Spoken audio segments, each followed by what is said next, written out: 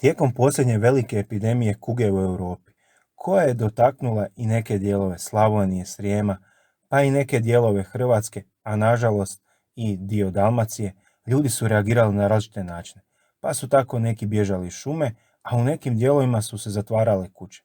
Lijep pozdrav svima, moje ime je Mihael, a u nastavku slijedi još jedna crtica o ovoj epidemiji. Prema povijesnim izvorima i literaturi možemo vidjeti da je ova velika epidemija kuge bila rasprostranjena na, recimo, u jugoistočnoj Europi i dijelovima srednje Europe negdje od 1812. do otprilike 1818. godine. U sklopu te epidemije možemo promatrati i neke podatke s kraja 1815. godine o Gornjem i Donjem gradu na prostoru današnjeg Osijeka. U tom nekom povijesnom izvoru piše da je krajem te 1815. bilo zatvoreno 11 kuća u Gornjem gradu, a u Donjem gradu 2 kuće. A sve to zbog jednog čovjeka, točnije zbog jednog trgovca iz Stare Gradiške.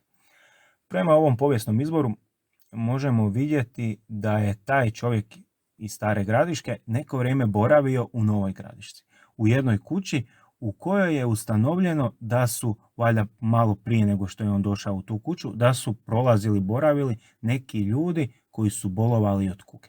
I ta informacija, valjda kad je došla do vlasti u sadašnjem Osijeku, da je on dolazio iz tog nekog, recimo, prostora gdje su prolazili ljudi koji boluju od kuge, to je bilo dovoljno da valjda sve kuće, ili pretpostavljamo u stvari, da sve kuće u kojima je on bio, boravio, prolazio u Gornjem i Donjem gradu, da se sve te kuće zatvore.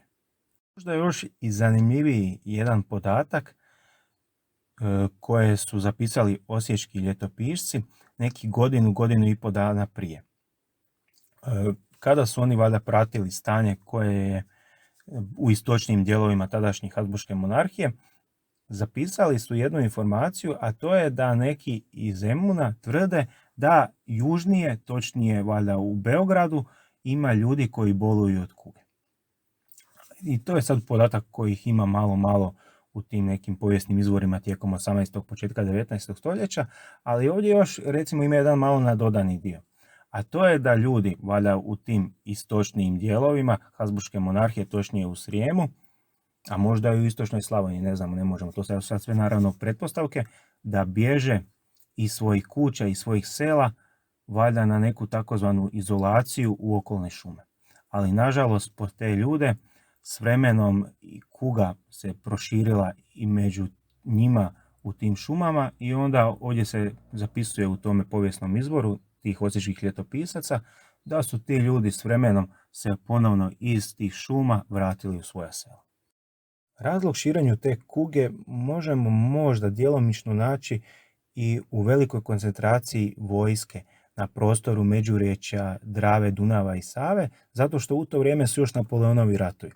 I onda je vojska iz nekih dijelova Habsburške monarhije prelazi, točnije sad u ovom recimo slučaju iz istočnih dijelova Habsburške monarhije, ta vojska prelazi u zapadne dijelove radi mogućih budućih bitaka protiv Napoleona. I onda kad uzmemo u obzir mnoštvo ljudi na malom prostoru koji cijelo vrijeme cirkuliraju, još u to vrijeme slabi zdravstveni recimo uvjeti svakodnevni kod seljaka, kod ljudi u gradovima i tako dalje.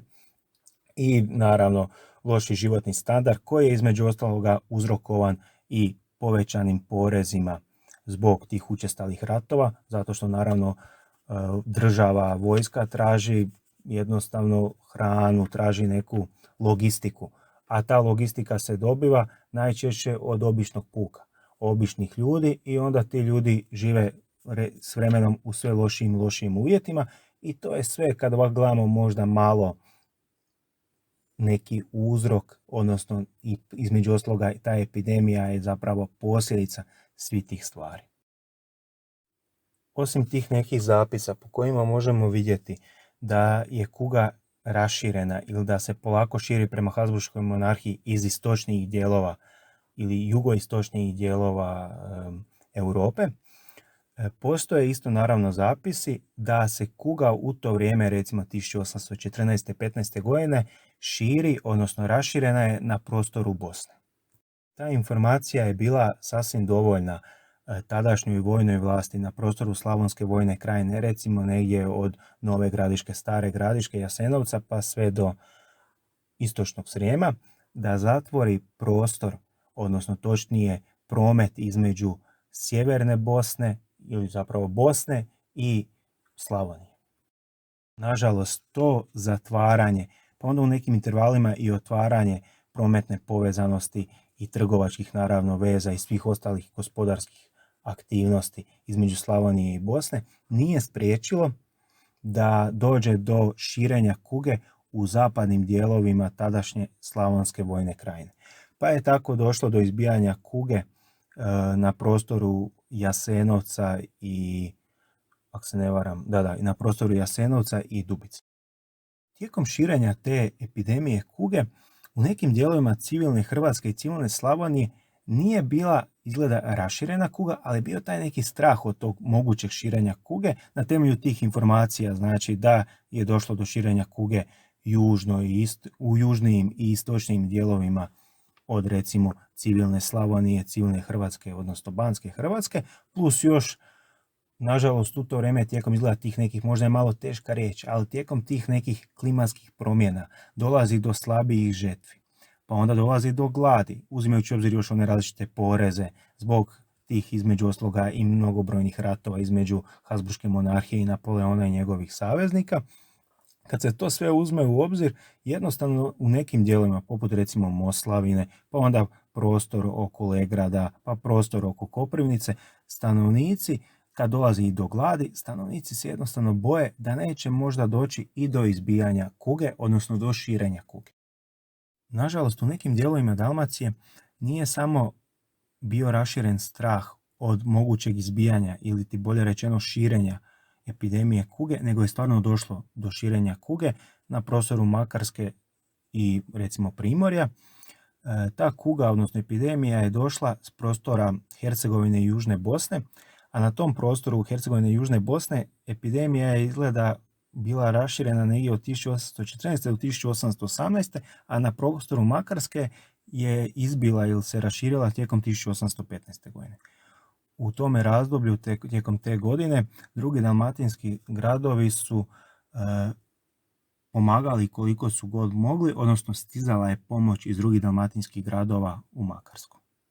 Evo, došli smo do kraja još jednog zapisa o epidemijama, igrom slučaja ponovno o epidemiji kuge, koja se često u literaturi naziva zadnja velika epidemija kuge u Europi. I ova epidemija, kao i mnoge prije nje, bila raširena i u nekim dijelovima Hrvatske. I sad za kraj mogu vam samo poručiti, čuvajte se, pazite se, čuvajte jedni druge i ovoj će epidemiji, ili bolje rečeno pandemiji, polako doći zalaz i naravno doći kraj. Doviđenja, do novog zapisa.